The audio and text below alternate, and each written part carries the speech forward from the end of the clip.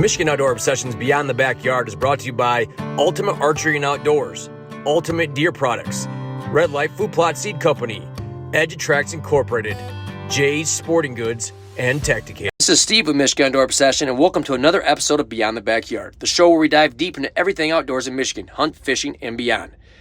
This episode is brought to you by Ultimate Archery and Outdoors, Ultimate Deer Products, Edge Attracts Incorporated, Red Light Food Plot Seed Company, Tacticam, and Jay's Sporting Goods.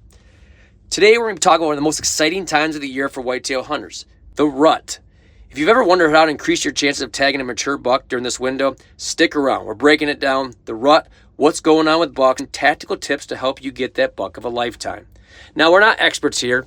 We just like to give our opinions, our experiences, and hopefully help you out. Now, some of the stuff you might already know, some of the stuff maybe you don't agree with, and that's fine. If you can take a little bit from this and it'll help you out, that's great. I know I've learned a lot over my years of hunting from just listening to people and asking questions. So first off, what exactly is the RUT? The RUT is the whitetail's breeding season. It's the time when bucks are actively searching for does to mate with.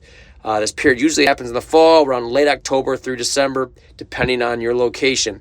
Now, during the RUT, bucks switch from their usual cautious feeding behavior to more aggressive and mobile.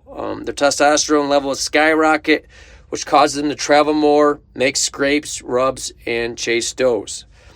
Understanding the phases of the RUT can really help you with your hunts. The RUT typically breaks down into three phases, which is the pre-RUT, the peak RUT, and the post-RUT. Bucks start to show signs of RUT behavior in the pre-RUT, like making rubs on trees, scrapes on the ground. They might start chasing does, but it's really not full throttle yet. During the peak RUT, this is the hottest and most intense time. Bucks are actively chasing does all day and night, and they travel long distances and are less predictable. During the post-RUT, after the peak, bucks are tired, often start to settle down, may still be on the hunt, but more cautious and focused on recovery. Getting their nutrients back. Now, how to hunt bucks during the RUT. So, how do you put yourself in the right spot to capitalize on this action? First of all, locate bedding and travel corridors. Bucks tend to travel between bedding and feeding areas. Look for those funnel points, narrow strips of habitat like ridges, funnels between fields or creek bottoms. Use rattle and calling. Typically during the pre-RUT, peak RUT, rattling antlers and doe bleats can provoke bucks to come in or respond to their own calling back to you. A lot of times I've grunted and then quickly you'll hear a grunt back. And hunting during low light, bucks are more active during dawn and dusk. But during peak RUT, you can catch them midday since they're on the move searching for does. The biggest thing is be patient and mobile. Sometimes sitting still won't work during the RUT. I know they always say sit still, be patient, but sometimes you have to move. Sometimes you have to realize that deer aren't going to always move in the same spot. If you're sitting in a spot and you see these bucks are always moving 100 yards away across the field, you're not going to sit there and say, oh, there goes another buck 100 yards away. I've watched 20 bucks go 100 yards from me. No, we're going to get up. We're going to be spontaneous. We're going to maybe find a tree where we can put some stuff around us the next morning. Maybe on that section, their fence row they're crossing through, we're going to get within 20 yards of that and make a spot. So try to be spontaneous, try to move and find ways. Sometimes you're going to be glassing a field and you might want to get near them. You might see a buck laying down with a doe or they're chasing does out in a certain area. Get your spot where it can put you in the best chance. Hunting isn't about just seeing deer. It's about being in a spot where you actually can shoot deer. A lot of people are like, oh, how much did you see today? Well, I saw this buck and that. Well, were they in shooting range? Because at the end of the day, that's the most important part. It's not so much being in a spot where you're just seeing deer. Are you somewhere where you can make shots on those bucks? If for some reason they're not coming into your calls, they're not responding, they're not in that phase, at least somewhere where you're in a chance to maybe shoot them as they're looking for does. Make sure your gear is ready. Camouflage, have the right camouflage, have your scent control down. Don't be going to work. And I understand sometimes this works. Sometimes you can go from work and someone can go in the stand and shoot a big buck. And that does happen. But having scent control, make sure you're playing the wind, know where they're going to be coming from. Like I said, during the RUT, it can be spontaneous. It can be they always came from this direction. Now all of a sudden they pop out over here. They're more less predictable during the RUT. So just be ready all around as far as your gear ready to go. I know a couple years ago I was out during the rut and it was a cold day. And it was 18 degrees out, I think, that day. It was the Sunday before opener, which opener was on a Friday. And I'm sitting up in a tree stand. I got my release on my lap in my hand, 18 degrees for hours, grunted, did my blind grunt, heard grunt back, and here they came, chasing towards me. I saw that he was a shooter buck, so all I needed to see was that quick look, and then I had to get ready. Well, because I wasn't thinking about it, my release was out of my hand, or sitting on top of my lap in 18-degree weather. Well, it had froze. It would not open. Could not hear this buck is coming in chasing this doe. I put my arrow on. My arrow pops off. By the time I had everything situated, he was heading in with her into the cedar. I went down in the snow. They had crossed 10 yards in front of my stand. Now, if I would have been prepared and made sure that my release was ready before they even came in, I probably would have had a really nice buck on the ground back in the cedar swamp there. But I wasn't prepared and bit by it. So make sure your gear's ready to go. Make sure your release works. And while you're out there, constantly check it. Make sure everything's good to go. Because, yes, I will never do that again, and I will be more aware of that situation from here on out. But don't make it come down to where you need to learn a hard lesson by missing out on a buck of a lifetime because you didn't check your gear beforehand. One of my most memorable hunts. But before I get to that, I also want to say, keep safety top of mind. Hunting during rut means more hunters are in the woods, and bucks may be moved more unpredictable. So always follow safe shooting practices and clearly identify your target, especially during rifle season here in Michigan. Know where your buddies are at. Know where you're shooting. Don't be shooting towards houses. Don't be shooting towards someone else's property. You just never know where someone's at, and you don't want a tragedy to happen because you're unaware of where your bullet's going. So be very aware of people out in the woods. You're not the only one out there. Like I said, especially gun season, there are tons of people in the state of Michigan. Michigan has one of the highest hunters per capita in the country. So be aware of where you're at, where your neighbors are at, and limit yourself from a horrible accident that could take place by not doing so. But anyways, I just want to talk about one of my most memorable hunts. Now, we talked about grunting, and this is something I do. Like I said, not everybody does this, but this is my experience. Now, this has worked for me for 3 or 4 nice bucks, and that is this. So during the peak rut, which for me is November 4th, 5th, and 6th, I've shot more bucks during that time in Michigan. That's like the right between like the pre and the peak, right in that sweet spot in Michigan. And it doesn't change. It's the same time every year. And it's been that way for the last 27 years that I've hunted. That 4th, 5th, and 6th are always hot. Doesn't matter the temperatures, the does are still chasing, looking for does. Every year it's been predictable as far as those days for me. Now, what I've done 3 or 4 times successfully is I'll go out there in the morning and it starts getting light out where I know I can shoot. It's legal light. I will let out a couple, 2 or 3 nice, not too loud grunts. Usually a pretty mature grunt. And 3 or 4 times it has worked where I will do the quick grunts and then I will all of a sudden hear a grunt back. And in usually comes a doe and the buck is behind that doe coming in. And it's worked multiple times just like that. Most times the buck has not been by himself. He's been following a doe in and she comes right into me and he follows right behind her. But this one day I'm out there, the day before on this property I had seen, the year before I had seen tons of bucks. I mean, it was out of control. It was a real windy day. You couldn't hear them, but there was bucks all over the place. It was chaos in the woods because there was a hot doe there.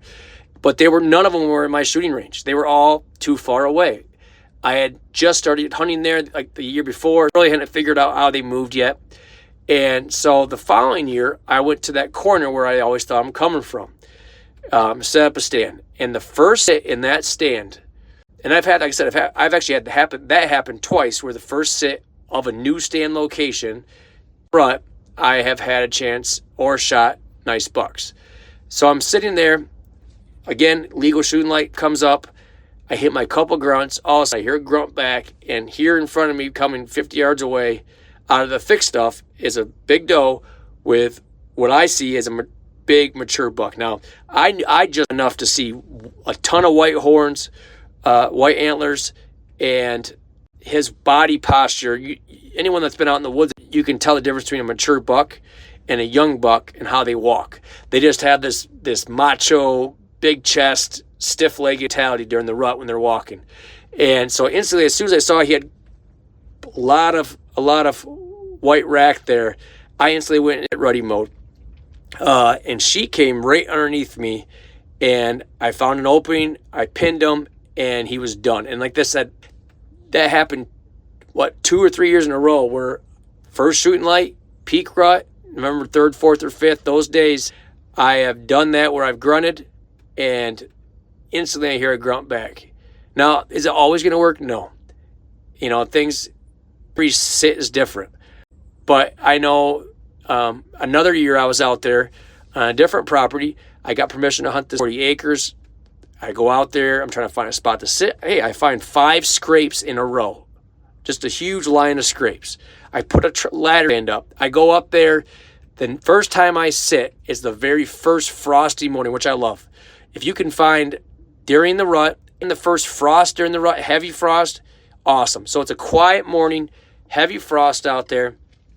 I do my blind grunt thing, and first, just a bunch of does coming. I'm surrounded by 7 does at this point.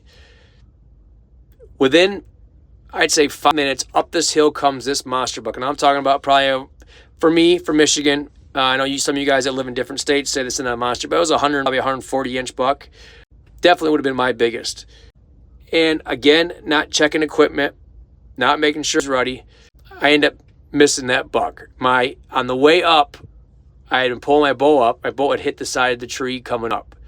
I'm usually pretty good about that. This one time it hit, and sure enough, it knocked me off far enough where I shot over the buck's back. But again, like I said, it's those knowing the situations, looking for sign. Hunting over a scrape is probably your best sign during the rut. They will hit those scrapes. But when it comes to the scents and the calls, I want to remind you of 2 things. Less is more when it comes to scents. Less is more when it comes to calling. You can overcall. I know in my early years, you get bored out there and you start calling. And then you start calling again. And then you call again. It can get out of control quickly, and you're just going to you're hurting yourself more than you are helping yourself. So try to be very controlled with your calling. Don't call too much. Do a little bit. Sit back. Because you never know. You might have called. Here comes a buck. He's going to come in. He's already coming into you. And within that time of him coming in, because the deer if they're traveling a good distance and they're just walking, it might take them a while to get there. So you called one. He actually wants to come in. Well, now he's almost there, but you don't see him. You decide to call again because you're impatient. Now something makes him. Now he hears something in your call, whether it be your grunt call or whatever it may be, that's just something off. Just enough where he decides to turn around and go a different direction. So be patient with your calling. On your scents, don't use too much. I've literally seen bucks come up, smell a scent. I got the Ultimate Deer Products hot doe out there, and I put too much out, and that doe smelled it and jumped back 30 feet. So go less is more. Last year, I was out hunting, and I did a drag trail back to my spot. I love drag trails with scents because the fact of the matter is, the way I look at it, if my stand's on the back side of my property and I'm walking all the way from my truck back to my property, if any buck crosses that whole area, say you have 20 acres, 10 acres, 5 acres, 100 acres, I don't care what you have. If any deer crosses between there trying to look for a doe, now there's a good chance he's going to come to your line, your scent drag line, and he's going to follow that all the way back to you. And does this happen? No. But it has happened a lot over the years. So I did that last year. I put some of that hot doe on my Ultimate Deer Products hot doe on scent drag. When I got out of my truck and I walked all the way back to my stand, I got to my scrape because I always like to either hunt over a scrape or make a mock scrape within shooting range to shoot over. Just a consistent spot during rut. Bucks love scrapes. They're one of the most consistent signs out there.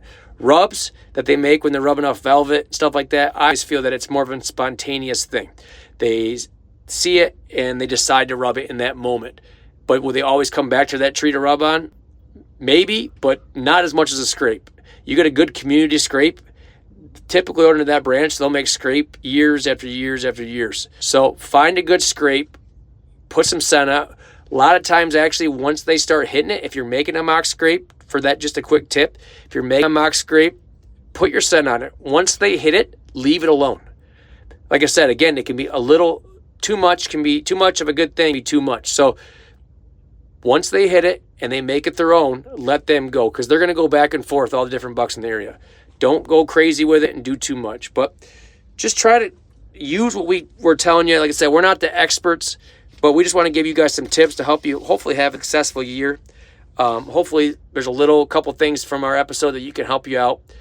If you guys that have been hunting years, you might know all this stuff already, and that's cool too. Like I said, we don't claim to be experts. We're just trying to give our information, how we do things, and maybe in turn, it helps you hunt out there. Maybe you're able to get a big buck this year. So thanks for tuning in to Beyond the Backyard. I hope today's episode gives you some solid insight into hunting tail bucks during the rut. Remember, patience and preparation are key, and respecting the animal and the environment will always make your hunt more rewarding. If you enjoyed this episode, be sure to subscribe, hit that notification bell, and leave a review, and share it with your hunting buddies. Until next time, good luck out there, and stay safe.